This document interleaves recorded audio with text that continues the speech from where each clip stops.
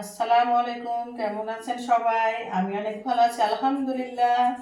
আজকে রান্নাতে ক্যামেরার সামনে চলে আসলাম। কেমন লাগছে আপনাদেরকে বলেন। আর আজকে বেশি কিছু রান্না করব না। আজকে আমি একটু ভর্তা করব, একটু শাক রান্না করব। প্রথম থেকে শেষ পর্যন্ত সাথে থাকেন, অবশ্যই ভালো লাগবে। সারাদিন কি কি করি, কোথায় যাই, কি করব সবই শেয়ার করব আপনাদেরকে, সাথে থাকেন। আর আলুটা ছিলে আমি চালটা ধুয়ে নিব, দিয়ে ভাতটা চাপাই দিব।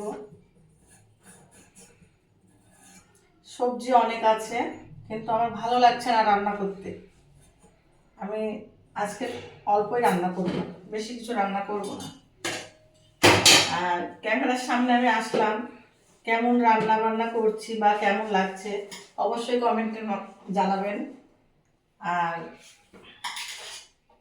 ধরেন আপনারা যদি বলেন যে না, ক্যামেরার সামনে এসে ভালো লাগছে রান্না দেখতে আমাদের, তো হয়তো বা তখন আমি ক্যামেরার সামনে আসবো। আর যদি মনে করেন যে না, আপনি আপা বা ভাবি বা আন্টি, আপনি এইভাবে না দেখুন, সামনে না এসে রান্না করেন, ভালো লাগছে, দুটাই আমাকে বলতে পারেন। এখন আমি চালটা ধুয়ে নেব।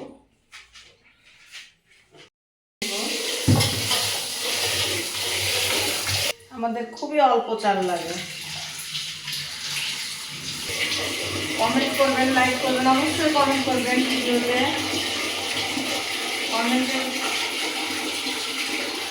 উত্তর দিব। আলুটা দিয়ে দিব।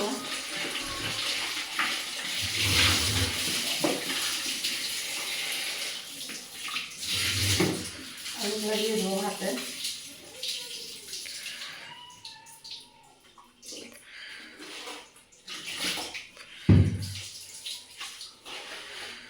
শাকটাও দিয়ে দিই।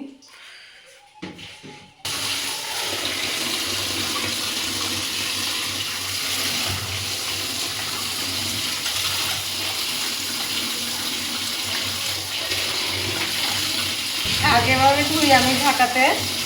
আর লাল শাক কারটা ভালো লাগে অবশ্যই কমেন্টে জানাতে পারেন, কারণ লাল শাকটা ভালো লাগে আমার। শাকটা ভালোভাবে ধুয়ে নিই।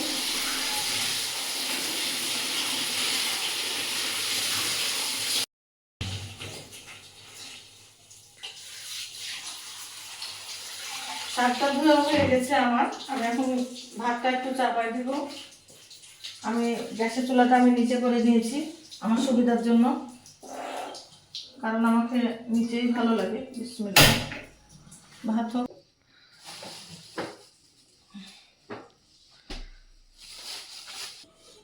আজকে ভর্তা শাক এটাই হবে, ডাল রান্না করব না। ডাল রান্না করলে ভালো হতো, কিন্তু ভালো লাগছে না আজকে অত কিছু রান্না করতে।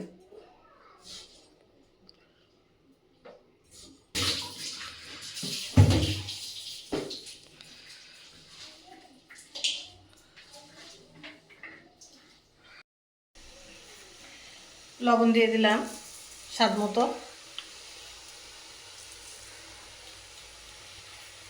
ওইদিকে ভাত হোক, শাক হোক, আমি আবার পরে ফিরে আসবো, আপনাদের সাথে থাকেন।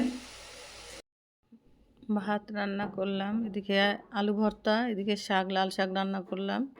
তো ভালো লাগছে না, এই জন্য একটু কালো জিরে ভর্তা করে নিচ্ছি। কালো জিরের ভর্তাটা, এই যে আমি শুকনো মরিচ দিলাম, রসুন দিলাম, পেঁয়াজ, কাঁচামরিচ সব কিছু দিয়ে, সরিষার তেল দিয়ে আমি এখন কালো জিরাটা ভেজে নিব। সুন্দর করে ভেজে নেব। ভাজার পরে আমি পাটাতে বাটবো না, আমি ব্লেন্ডার করে নিব।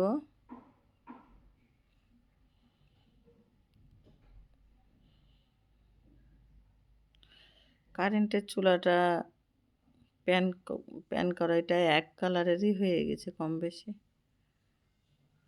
কিনেছি এগুলা সেই দিন বাজারে যেয়ে।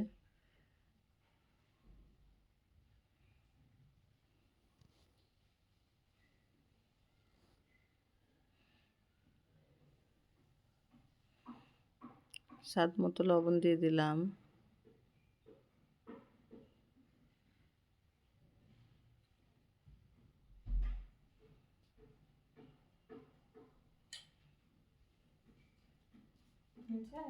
কালো জিরা দিয়ে দিলাম। কালো জিরা দিয়ে এবার ভালো করে নেড়ে চেড়ে কালো জিরাটা একটু ভেজে দেবো ভালোভাবে। এই ভাজা আমার হয়ে গেছে।